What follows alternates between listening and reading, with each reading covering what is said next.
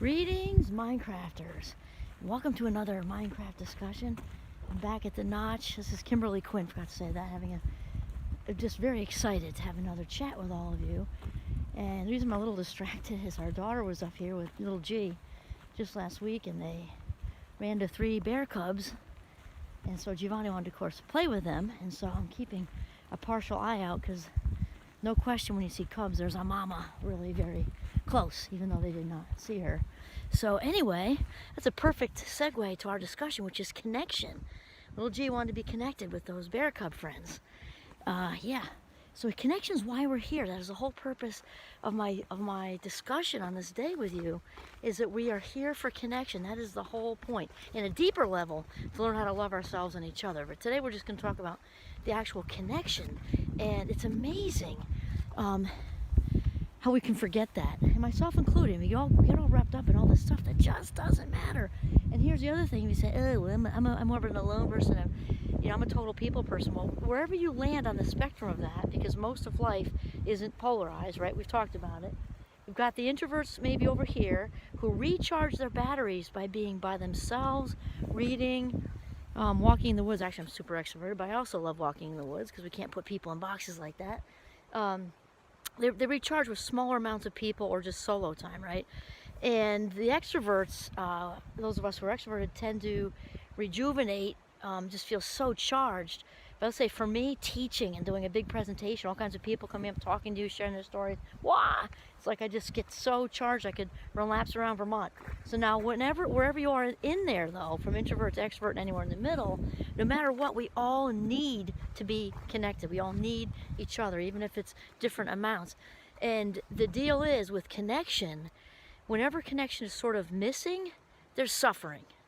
And I think we know, again, wherever your level of connection is, there's suffering. And currently in the U.S., loneliness is actually an epidemic, and it's been put right up there with leading cause of illness and death, with heart disease actually.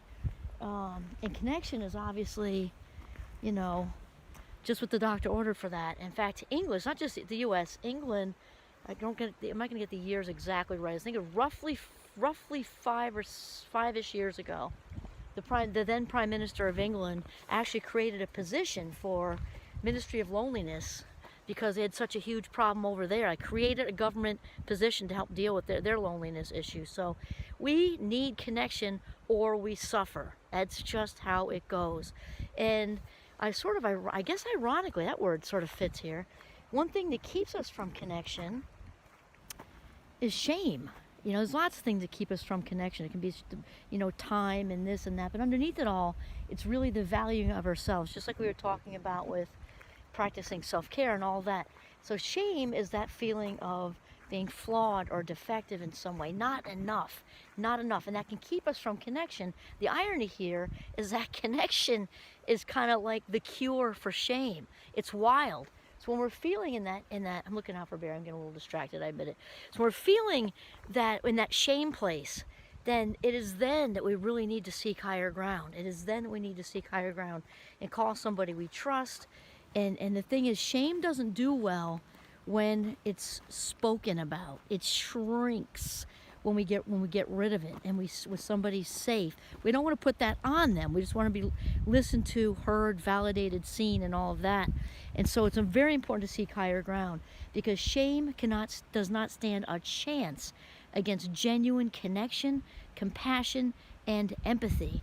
And another thing with the connection thing, also related to shame, is very related to shame, is people often just, I think, are actually looking to be offended, which is weird, because that just pushes, people away, and that can get in the way of our connection too. Kind of just looking to be right and looking to be on top and all that stuff, and that doesn't help with our connection either. So we've got the occasional, need to be offended, which I know is weird, but it's a thing. And the need to be right, which is definitely a thing. Those are all ego. And also what gets in the way of connection, even though it can look like we're connected, it's like a facade. We're like nodding and smiling. Is when we're in a conversation with someone and we're thinking about what we're going to say next instead of actually listening. So if we can, try to be conscious of that, right? To be really aware of of that. Maybe even try this. This is what I do. I actually gave an article out to my students on this years ago, and the article was called "Tell Me More," and that's just it. So instead of, when we get into that mode or trapped or stuck, actually, you're like, oh, I can't wait to. It doesn't mean that you're even trying to be. It doesn't have to be negative, is what I'm saying, because we can just be excited. Like maybe somebody's talking about something new and exciting, and you just happen to read a more updated article like this morning, and you're not, mad or upset or anything. It's like, ooh, wait, I want to tell you, I just read this morning.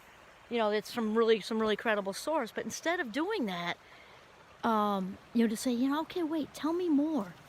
Tell me more, and really hear them, because a lot of people think, because I see it a lot, nodding and smiling, and it's like pretending we're listening, or maybe even believe we're listening, but we're not really listening if we've got it right here behind the forehead in our frontal cortex, what we're about to say. Then we're not really, really listening. And the other thing is many people really have very strong opinions, and there's nothing wrong with that, I guess, as long as, that person realizes that their opinion is not the truth for all people, because that's easy to get locked into, thinking that our opinion is the right one, and that prevents connection to also, these are all prevention blockers. Need to be right, looking to be offended, thinking our opinion is the truth for all people, and then of course the shame thing we talked about. So all of that, no good. So how we can connect is just to decide to choose it. We can connect with a stranger on the street and just sit down and talk to them. We can connect, preferably in person. Everybody's into texting and emailing these days, but even that on an authentic level is okay. But this is the whole point of why we're here. And Maya Angelou would say, paraphrase, she just came into my head at this minute, that book is absolutely beautiful. Just keeping out for bears. That's why I keep an eye out for bears. She would say, if we're not connecting, we're not learning how to love ourselves and other people, then we're wasting our inertia. I love how she put that, because inertia is obviously motion, movement, the energy of us. We are all spiritual beings having a human experience. We are walking energy, wearing red rain jackets and Pikachu hats or some other outfit, but we are energy, loving spiritual energy, walking around. And she's like, you're wasting all that if you're not getting it, that it's all about the connection with each other. That's the whole point, or we are wasting the whole point of why we are here. Okay? So connection is why we're here. This is Kimberly Quinn signing off from the beautiful Notch. Have a mindful day.